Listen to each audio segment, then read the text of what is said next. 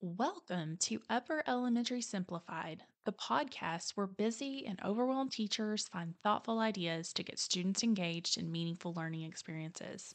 Hi, I'm Danna Rodebush, former fifth grade classroom teacher and founder of Teacher Tech Studio. I'm here to share practical tips and strategies that will help you grow as an educator. If you are a tired upper elementary teacher searching for ways to cut down your planning time while boosting student engagement, you are in the right spot. Are you ready? Let's simplify. Welcome to this week's episode of the Upper Elementary Simplified podcast. If you are a planner, then you are really going to appreciate the conversation I had with this week's guest.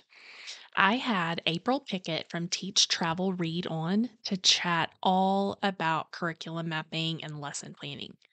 Stay tuned because she has some great tips. April is a current fifth grade teacher in central Indiana.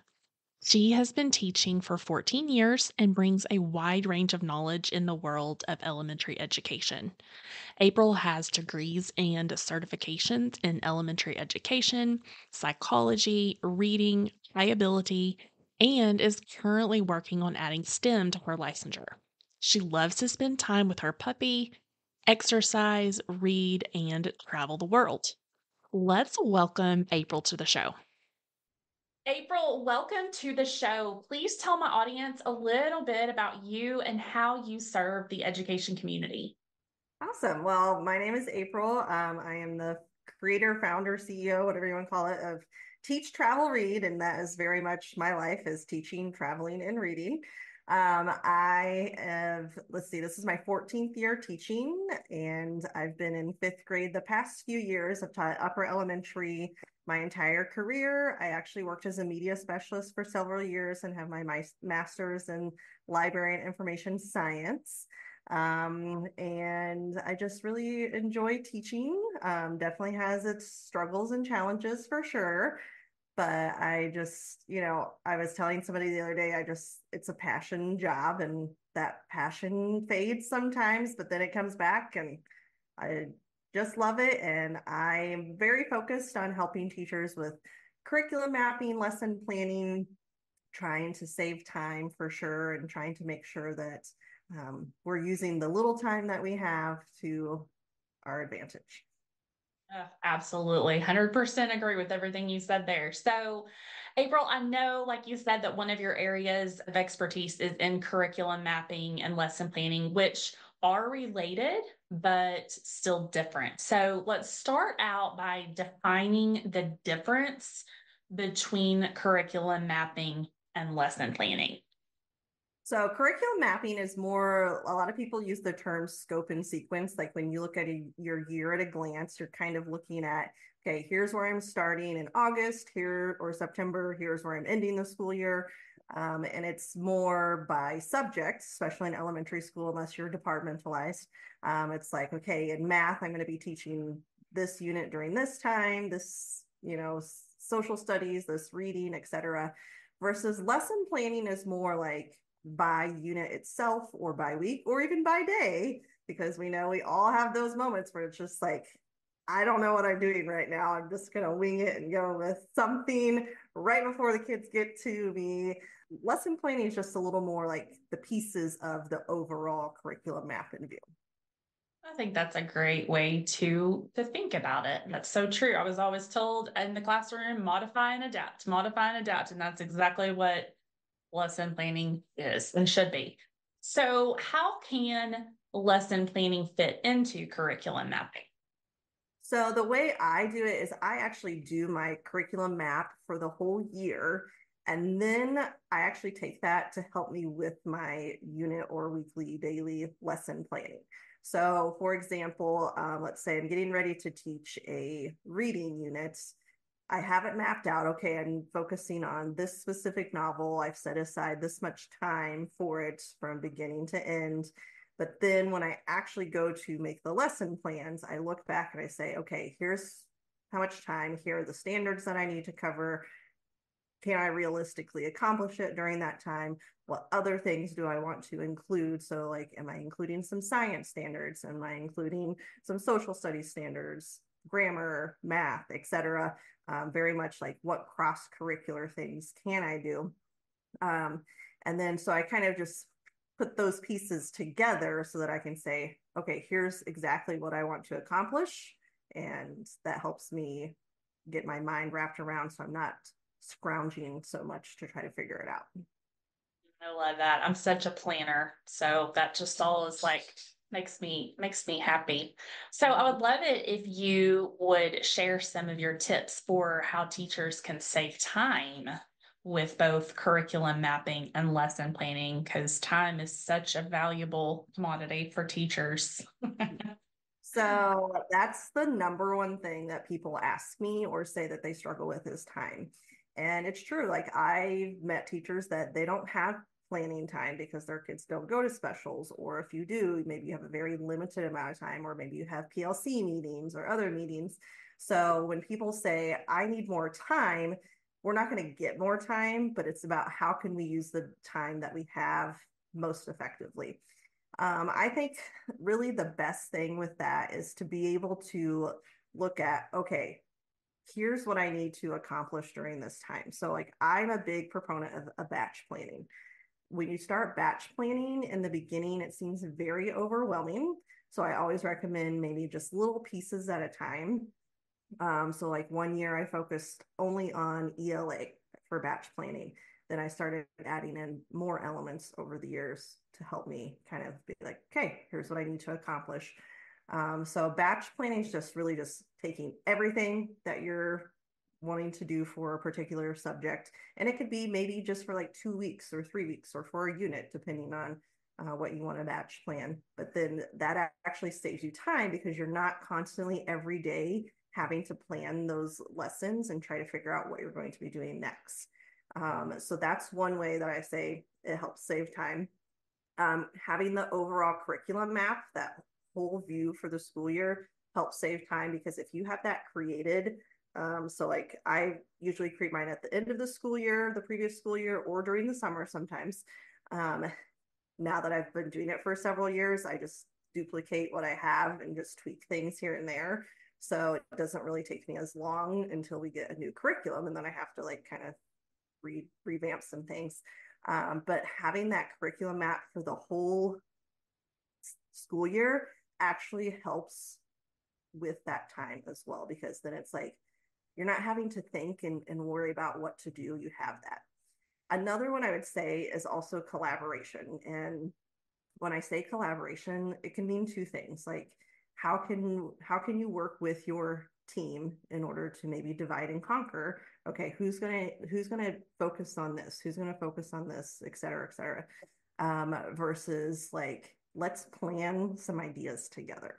So a lot of times people look at collaboration in different ways. And so I think that's really up to you and your team and what you feel comfortable with, and deciding here's what we can do, accomplish together. How can we divide up the workload so that, again, we're saving that time. Yeah, that's very true. And I think it can kind of, you can kind of have a mix of both of those two as well. You can kind of get together, do some planning, and then divide and conquer. So I like that. So do you have any tips for us about how to plan to cover multiple standards inside of one lesson or even one unit? Okay, so that is, I don't know if it's a love language in real, I mean, it's not a real life love language, but I say it's one of my love languages, is to do cross curricular. Some people call it interdisciplinary, integrated teaching, whatever terminology you want to use. That is one of my favorite things of all time because once I discovered that, I was like, this is so much easier on me as a teacher. And it really helps the students when it comes to really digging in deeper into the curriculum and gaining that knowledge that really that's the whole purpose of why they're there. And so, like, I can give you an example. One of my favorite books to read in fifth grade. I never recommend it below fifth grade. Even fifth grade could be a little iffy sometimes, depending on your students. Is called A Long Walk to Water. If you've never read it, highly recommend it. It's a fantastic story. It's based on a true person. It's historical fiction, but it has two different perspectives. Okay, so that hits a standard right there by focusing on different perspectives and points of view in a story. The themes within the book are phenomenal, and getting students to understand that. You can build in some geography into it by learning about South Sudan, build in some historical aspects by learning about the Sudanese Civil War that was going on during that part of the time period.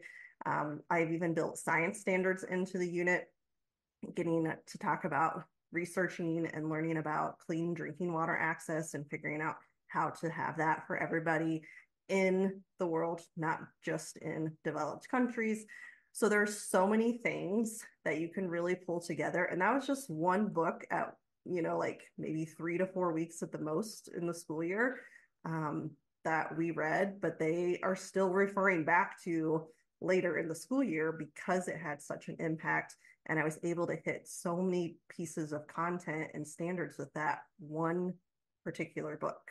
So, and it's sometimes it's harder depending on your curriculum. So like that one, for example, in my district, we have a set math curriculum that we have to follow. So there wasn't a lot of cross-curricular connection unless it just naturally happened from something that I was talking about. And so it's not always going to be perfect, and it's not always going to happen completely across all subjects, but definitely if you can cover some standards across subjects, it makes it easier. Yes, and it helps the kids kind of make those connections too, and it makes teaching it more fun, I think, too, whenever you can kind of see everything coming together. So yeah, those Mm-hmm. are good points. So a lot of times teachers kind of get stuck in our ways, especially if we stay in the same grade level for multiple years in a row and we get all of our lesson plans and specific activities mapped out, and then the district adopts a new curriculum program, and I'm speaking from experience here. So, what would you suggest teachers do when starting out with a brand new curriculum? So I could actually speak to this because we are going through that right now. We are getting ready to adopt a new ELA curriculum. I have served on the Literacy Adoption Committee in our district this school year. And going through the process has been so eye-opening for one.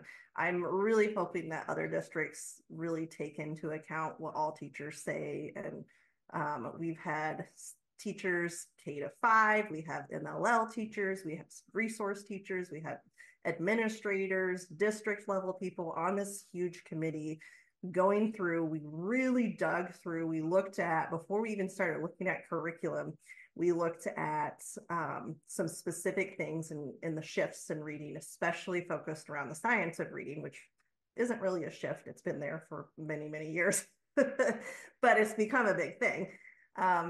And so by looking through things, we actually have started piloting one of the curriculums. So since I'm on the committee, I'm piloting the 5th grade curriculum. And one of the things the company that we're working with said that I'm taking to heart, even in this pilot, is they've given 3 years, is what they say. Your first year is you learn. You learn with the students. It's not going to be perfect. You may not get everything done. Your second year is you grow. So you know all the things. Now, how can we continue to grow and learn from what we're doing? How can we add a little more to it? Or how can we revamp some pacing with it? What is important? What could you skip? And then the third year, so it's learn, grow, and then know. So the third year is you know it. Okay, don't forget the basics. Still keep going back and making sure that you're doing everything. But now it's like it's time to keep going from there, and you know what's expected, and you just kind of push yourself through. So I think that's the important thing to think about, is that it's not going to be perfect the first year. We actually adopted a new math curriculum this current school year. So I did some piloting of that in the previous school year. And I was like, oh, this is great. This is going to be fantastic for our students. We started it this year. It is fantastic. It's really digging deeper into math curriculum, which is much needed. But it was a big learning curve for us for a long time. And it took us several months to feel comfortable with it, with the routines of the curriculum. How can we kind of fine tune it for ourselves? And everybody's different depending on the district that you're in. Some districts are like, you better be following this exactly as it is. Some districts maybe have a little more leeway with that. Just kind of depends. I feel very lucky that I've been in two districts that I have a lot of autonomy and very trusted in what I do, even when provided with curriculum. They know I will adapt it and do what's best for kids. Um, versus other teachers don't feel comfortable doing that, and they're like, nope, I'm going to follow exactly what it says. And that's not right or wrong either way. I think that's very much a personal preference, but I think giving yourself grace is extremely important when it comes to implementing a new curriculum and knowing that you're going to make mistakes too. I even tell the students, I'm like, I'm learning this with you, so we're all in this together. We're going to see how this goes. I love that. And I think too, while you're talking, I feel like that also applies to changing grade levels as well, which I've I was always in fifth grade, but I mean, when you have to change grade levels, I think you have that 3 year, learning curve, like you mentioned. So that's very applicable there as well. So I know that you have a free curriculum mapping formula that I'm going to be linking in the show notes for the listeners. So would you like to talk a little bit about that?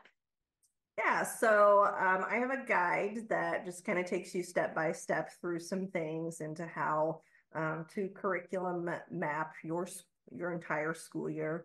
Like I said, you could kind of do it at the end of the school year. You could do it over the summer. I would say if it's the first time you've ever curriculum mapped, make sure that you give yourself plenty of time. The first time I ever did it, it did take me several hours to go from beginning to end, just on one quarter, because I was having to do so much, like, okay, I have this resource, I have this resource. But the guide I have kind of gives you 5 steps to go through in order to actually create that curriculum map. And it kind of depends on what resources you have, as to, I think, also how long it might take you. If your curriculum is very set in stone and you can't deviate from that, probably takes you a little less time, versus if you have more flexibility, or if you're searching for resources online or looking to supplement, then it might take you a little bit longer to build in some of those components. But it goes back to what we talked about earlier, like hitting the standards is the key. We can have this beautifully curated curriculum map, but if you're not hitting the standards, it doesn't matter. And so thinking about how are you going to make sure you're doing that with your curriculum map throughout the school year, as well as kind of thinking about, are you going to collaborate? I've had teachers who have purchased a template that I have who say, we're using this as a team. This has saved us so much time, different things like that. So I think that really just, it's just dependent. Give yourself some time and think about, just follow those steps, and I guess kind of see where it takes you. I don't have a perfect answer, I think, really, for that, just because everybody's different. And that's the hard thing. Is that Right. a lot of people are like, oh, I wish, somebody could just do this for me. And I was like, it's impossible for me to make it for other people, because everything's so different across the country. Mhm.